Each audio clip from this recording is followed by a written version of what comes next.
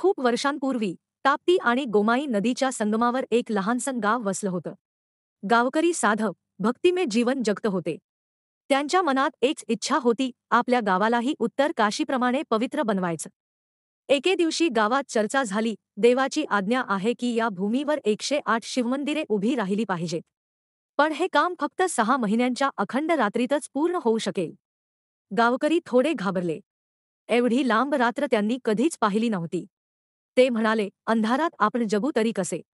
पिकं, जनावरे, मुलं, सगळं कसं होईल? पण लगेच त्यांनी ठरवलं, देवाने सांगितलंय तर आपण हे काम नक्की करायचं.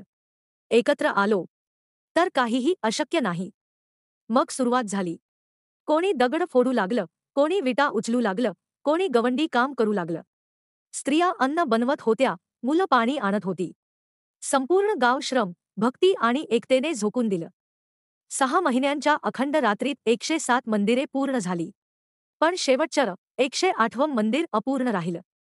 तेवढ्यात रात्र संपली.